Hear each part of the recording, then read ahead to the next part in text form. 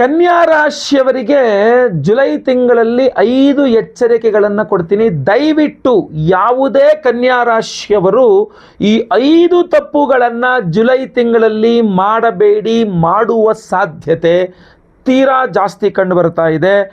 ಏನು ಆ 5 ತಪ್ಪುಗಳು ತಿಳಿಸ್ತೇನೆ. ವಿಡಿಯೋ ಭಾಳ ಇಂಟ್ರೆಸ್ಟಿಂಗ್ ಆಗಿದೆ. ದಯವಿಟ್ಟು WhatsApp, Facebook, messenger, Telegram, Instagram ಎಲ್ಲ ಕಡೆ ಶೇರ್ ಮಾಡಲಿಕ್ಕೆ ಮರಿಬೇಡಿ. ವಿಡಿಯೋನ ಯೂಟ್ಯೂಬಲ್ಲಿ ನೋಡ್ತಾ ಇದ್ದೀರಾ, ನಮ್ಮ ಚಾನಲ್ ಸಬ್ಸ್ಕ್ರೈಬ್ ಮಾಡೋಕ್ಕೆ ಮರಿಬೇಡಿ. ಫೇಸ್ಬುಕ್ಕಲ್ಲೋ ಇನ್ಸ್ಟಾಗ್ರಾಮಲ್ಲಿ ವಿಡಿಯೋ ನೋಡ್ತಾ ಇದ್ದೀರಾ, ನಮ್ಮ ಪೇಜನ್ನು ಫಾಲೋ ಮಾಡಲಿಕ್ಕೆ ದಯವಿಟ್ಟು ಮರಿಬೇಡಿ. ಎದುರಿಸ್ತಾ ಇದ್ದೀರಾ ಅಂತ ಕಮೆಂಟ್ ಮಾಡಿದ್ರೆ ನಾನೇನೂ ಮಾಡೋಕ್ಕಾಗಲ್ಲ. ಶುಭ ವಿಚಾರ ವಿಡಿಯೋನೂ ಕೊಟ್ಟಿದ್ದೀನಿ. ಇದು ಎಚ್ಚರಿಕೆಗಳ ವಿಡಿಯೋ, ಇದರಲ್ಲಿ ಎಚ್ಚರಿಕೆಗಳೇ ಇರ್ತಕ್ಕಂಥದ್ದು. ಇದನ್ನು ನೀವು ನೋಡ್ಕೊಂಡು ಏನಾದ್ರು ಕೆಡದಾಗ ಕಮೆಂಟ್ ಮಾಡಿದ್ರೆ ದೇವ್ರು ನೋಡ್ಕೊತಾರೆ, ನಾನೇನು ಮಾಡೋಕ್ಕಾಗಲ್ಲ. ಮೊದಲನೇ ತಪ್ಪು, ಇದನ್ನು ನೀವು ಖಂಡಿತವಾಗಿ ಮಾಡ್ತೀರಾ, ಮಾಡಬೇಡಿ ದಯವಿಟ್ಟು ಕನ್ಯಾ ರಾಶಿಯವರು. ಏನು ಅಂದರೆ, ಎಲ್ಲ ಜವಾಬ್ದಾರಿ ನಿಮ್ಮ ಹೆಗಲ ಮೇಲೆ ತೆಗೆದುಕೊಳ್ಳಬೇಡಿ. ಭಾಳ ದೊಡ್ಡ ತಪ್ಪು ಮಾಡುವಂಥದ್ದು ಕನ್ಯಾ ರಾಶಿಯವರು. ಇದನ್ನು ನಾನೇ ಮಾಡ್ತೀನಿ, ಅದು ನಾನೇ ಮಾಡ್ತೀನಿ, ಇದು ನಾನೇ ಮಾಡ್ತೀನಿ, ಇದು ನಾನೇ ಮಾಡ್ತೀನಿ. ಬೇಡ. ಯಾಕೆ? ನೀವು ಮಾಡುವ ಕೆಲಸಗಳು ಅಂತ ಒಂದಿಷ್ಟು ಇರ್ತದೆ, ಅದನ್ನು ಕರೆಕ್ಟಾಗಿ ನೆಮ್ಮದಿಯಾಗಿ ಮಾಡಿಬಿಟ್ರೆ ಸಾಕು. ಎಲ್ಲ ಕೆಲಸನೂ ನಾನೇ ಮಾಡೋಕ್ಕೆ ಹೋಗ್ತೀನಿ ಅಂದರೆ ನಿಮ್ಮ ಕೆಲಸನೂ ಹಾಳು, ನೀವು ಮಾಡಬೇಕಾಗಿರೋ ಕೆಲಸನೂ ಹಾಳು, ಇನ್ನೊಬ್ಬರು ಮಾಡಬೇಕಾದ ಕೆಲಸನೂ ಹಾಳು. ಯಾರು ಏನನ್ನು ಮಾಡ್ಬೇಕು ಅವ್ರು ಅದನ್ನು ಮಾಡ್ತಾರೆ, ಅದನ್ನು ಬಿಟ್ಬಿಡ್ಬೇಕು ಅವ್ರ ಮೇಲೆ. ಎಲ್ಲ ನಾನೇ ಮಾಡ್ತೀನಿ ಅಂತ ಹೋಗ್ಬಿಟ್ಟು ಎಲ್ಲ ಈ ಥರದ ಕೆಲಸವನ್ನು ನೀವೇ ಮಾಡೋಕ್ಕೋದು ಎಲ್ಲ ಎಡವಟ್ಟಾಗುತ್ತೆ. ಜೊತೆಗೆ ಇನ್ನೊಂದೇನು ಗೊತ್ತಾ, ಹೆಂಗಿದ್ರು ನೀವು ಮಾಡ್ತಿರಲ್ಲ ಅಂತ ಎಲ್ಲ ತಂದು ನಿಮ್ಮ ತಲೆ ಮೇಲೆ ಸುರಿತಾರೆ. ಅದರಿಂದ ನಿಮ್ಮ ಆರೋಗ್ಯನ ಹಾಳು, ನಿಮ್ಮ ಟೈಮ್ ಹಾಳು, ನಿಮ್ಮ ದುಡ್ಡು ಹಾಳು, ನಿಮ್ಮದೇ ಎಲ್ಲ ಹಾಳಾಗ್ತಕ್ಕಂಥದ್ದು. ಯೋಚನೆ ಮಾಡ್ಕೊಳ್ಳಿ. ಎರಡನೇ ತಪ್ಪು, ಇದನ್ನು ನೀವು ಮಾಡಬಾರ್ದು. ಸ್ನೇಹಿತರೊಂದಿಗೆ ಹಣದ ವ್ಯವಹಾರ ಎಚ್ಚರಿಕೆ. ನನ್ನ ಕ್ಲೋಸ್ ಫ್ರೆಂಡು, ನನ್ನ ಕೈಲಾದಷ್ಟು ಹೆಲ್ಪ್ ಮಾಡಿಬಿಡ್ತೀನಿ, ನಾನು ದುಡ್ಡಿನ ವ್ಯವಹಾರ ಮಾಡಿಬಿಡ್ತೀನಿ. ಅವನ ಜೊತೆಗೆ ಅವನೇನೋ ಕೇಳಿದ್ದಾನೆ, ನಾನೊಂದಿಷ್ಟು ಇದು ಮಾಡ್ತೀನಿ, ನಾನು ಇನ್ವೆಸ್ಟ್ ಮಾಡ್ತೀನಿ, ನಾನು ದುಡ್ಡು ಕೊಡ್ತೀನಿ, ನಾನು ಅದು ಕೊಡ್ತೀನಿ, 5 ಕೊಡ್ತೀನಿ, ಅವನ ವ್ಯವಹಾರದಲ್ಲಿ ನಾನು ಹೇಳಿ ನಾನೇ ಸೈನ್ ಆಗ್ತೀನಿ ಬಾ. ಈ ಥರ ಸ್ನೇಹಿತರೊಂದಿಗೆ ಹಣದ ವ್ಯವಹಾರ ಮಾಡಬೇಕಾದ್ರೆ ಭಾಳ ಎಚ್ಚರಿಕೆ ಇರಬೇಕು. ಅದು ಸಾಲ ಕೊಡೋದಾಗಿರ್ಬೋದು, ಸಾಲ ತೆಗೆದುಕೊಳ್ಳೋದಾಗಿರ್ಬೋದು, ಎಲ್ಲ ಕಡೆ ಪಾಲುದಾರಿಕೆ ಗೊಂದಲ ಉಂಟಾಗುವ ಸಮಸ್ಯೆ ಇದೆ. ಪಾರ್ಟ್ನರ್ಶಿಪ್ಪಲ್ಲಿ ಫ್ರೆಂಡ್ ಅಲ್ವಾ ಅಂತ ಹೋಗ್ಬಿಟ್ಟೆ ಗುರುಗಳೇ, ಕೆಡ್ತು ಕೆಲಸ, ಎಡವಟ್ಟಾಗೋಯ್ತು ಅಂತ ಆಯಿತಾ, ನಾನು ಮುಗಿದೋಯ್ತು ಕತೆ. ಆಮೇಲೆ ಅನುಭವಿಸ್ಬೇಕು ಕಷ್ಟ. ಸೊ ಪರಿಹಾರವು ವಿಡಿಯೋ ಎಂಡಲ್ಲಿ ಹೇಳ್ತೀನಿ, ಎಂಡ್ ತನಕ ನೋಡಿ. ಮೂರನೆಯ ತಪ್ಪು, ಇದನ್ನು ನೀವು ಮಾಡಬಾರ್ದು. ಆರೋಗ್ಯದಲ್ಲಿ ಅತಿಯಾದ ನಿರ್ಲಕ್ಷ್ಯ ಬೇಡ. ಆರೋಗ್ಯದ ವಿಚಾರದಲ್ಲಿ ಯಾಕೋ ಮೊನ್ನೆಯಿಂದ ಹಿಂಗೆ ಈ ಕಡೆ ನೋಯ್ತಾ ಇತ್ತು, ಪರವಾಗಿಲ್ಲ ಬಿಡೋದೇನೆ, ಯಾವಾಗಲೂ ಇದ್ದಿದ್ದೆ, ಅದನ್ನು ತೋರಿಸ್ಕೊಳ್ಳಿಲ್ಲ. ಎಲ್ಲೋ ಬಿದ್ದು ಗಾಯ ಆಗಿದೆ, ಅದ್ರ ಬಗ್ಗೆ ಗಮನ ಹರಿಸಲಿಲ್ಲ. ಯಾವುದೋ ಒಂದು ಹೊಟ್ಟೆ ನೋವು ಮತ್ತೊಂದೇನೋ ಬಂತು, ಅದ್ರ ಬಗ್ಗೆ ಗಮನ ಹರಿಸಲಿಲ್ಲ. ನೋಡಿ, ಆರೋಗ್ಯ ಮೊದಲು ಚಿಕ್ಕದಾಗಿ ನಿಮಗೆ ಶರೀರ ನಮಗೆ ಹೇಳ್ತಾ ಇರುತ್ತೆ, ಇದ್ದಂಗೆ ಸರಿ ಹೋಗ್ತಾ ಇಲ್ಲ ಅಂತ. ನೋವಿನ ಮೂಲಕವೋ ಯಾವುದೋ ಒಂದು ಮೂಲಕ ತೋರಿಸ್ತಾ ಇರುತ್ತೆ. ನೀವು ಅದನ್ನು ಅಸಡ್ಡೆ ಮಾಡಿದ್ರೆ ಮುಂದೆ ಅದು ದೊಡ್ಡ ಸಮಸ್ಯೆ ಆಗುವ ಸಾಧ್ಯತೆ ಇರ್ತದೆ.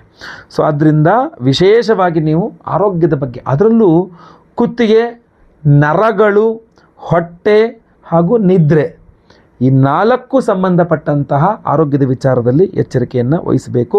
ನೀವು ತಾತ್ಸಾರ ಮಾಡಿದ್ರೆ ಬಿಡು ಪರವಾಗಿಲ್ಲ ಅಂತ ನೀವೇ ಕಷ್ಟ ಅನುಭವಿಸ್ಬೇಕಾಗತ್ತೆ.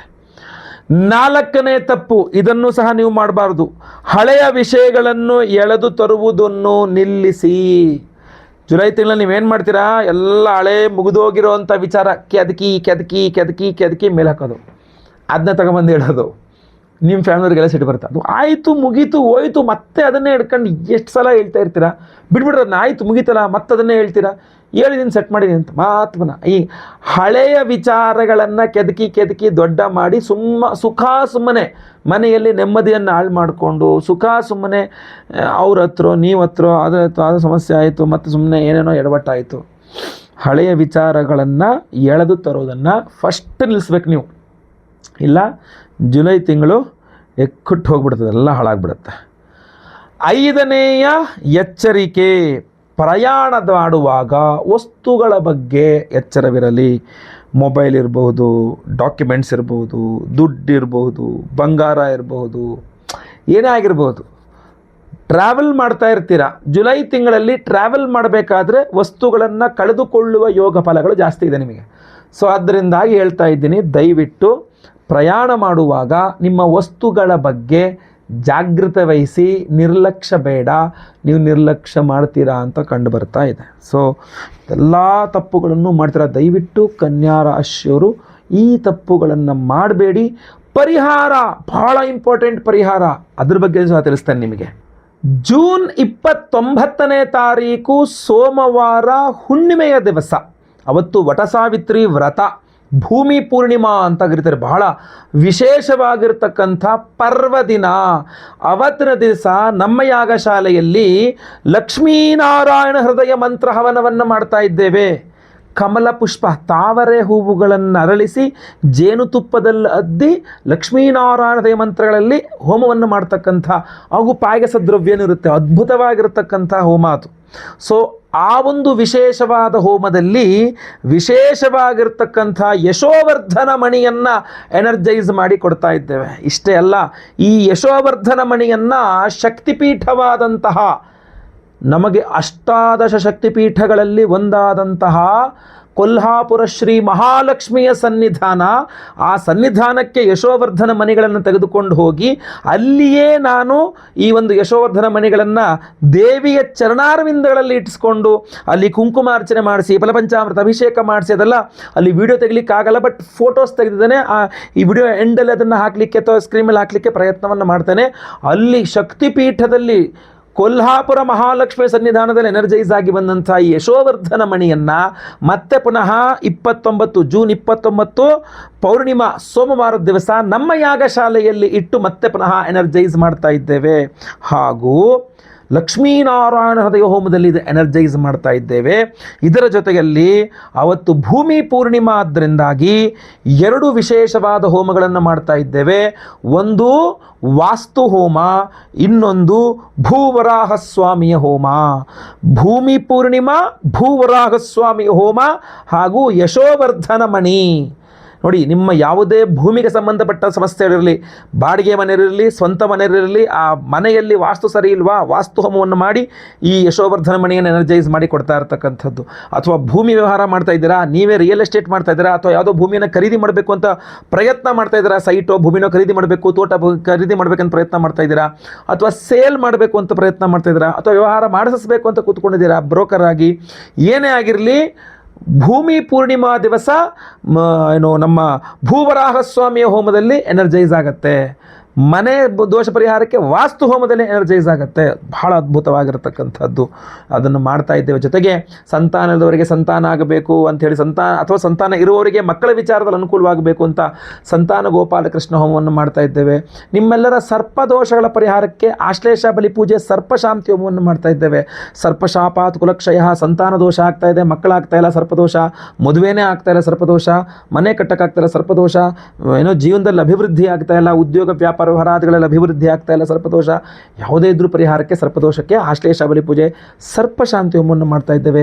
ಗುರುದೋಷಗಳ ಪರಿಹಾರಕ್ಕೆ ಗುರುಶಾಂತಿ ಹೋಮ, ಶನಿಪೀಡೆಗಳ ಪರಿಹಾರಕ್ಕೆ ಪಂಚಮ ಶನಿ, ಅಷ್ಟಮ ಶನಿ, ಅರ್ಧಾಷ್ಟಮ ಶನಿ, ಸಾಡೆ ಸಾತಿ ಇತ್ಯಾದಿ ಎಲ್ಲ ಶನಿ ಮಹಾದಶ, ಅಂತರ್ದಶ, ಶನೇಶ್ವರನ ಅನುಗ್ರಹಕ್ಕೆ ಶನಿಶಾಂತಿ ಹೋಮವನ್ನು ಮಾಡ್ತಾ ಇದ್ದೇವೆ.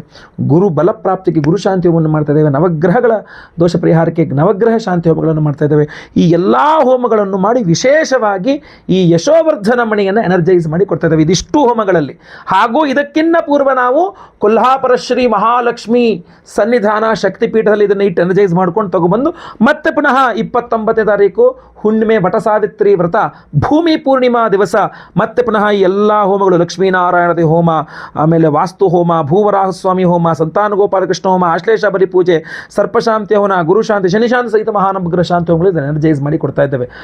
ಯಾವುದೇ ರಾಶಿ, ಯಾವುದೇ ನಕ್ಷತ್ರದವರು ಇದ್ರೂ ಪರವಾಗಿಲ್ಲ, ಪ್ರತಿಯೊಬ್ಬರು ಸಹ ಒಂದು ಕೆಂಪು ಅಥವಾ ಕಪ್ಪು ದಾರದಲ್ಲಿ ಇದನ್ನು ಕುತ್ತಿಗೆಯಲ್ಲಿ ಧಾರಣೆ ಮಾಡ್ಕೊಳ್ಬಹುದು, ಇಲ್ಲ ಪಾಕೆಟಲ್ಲಿ ಇಟ್ಕೊಳ್ಬಹುದು, ಇಲ್ಲ ಲಾಕರಲ್ಲಿ ಇಟ್ಕೊಳ್ಬಹುದು, ಮನೆಯ ದೇವರ ಮನೆಯಲ್ಲಿ ಇಟ್ಕೊಳ್ಬಹುದು, ನಿಮ್ಮ ಮನೆಯ ವಾಸ್ತು ಬಾಗಿಲ ಹತ್ರ ಇದನ್ನು ಕಟ್ಟಿಡಬಹುದು, ಅಥವಾ ನೀವೇ ಧಾರಣೆ ಮಾಡಿಕೊಂಡ್ರೆ ತುಂಬ ಅನುಕೂಲ.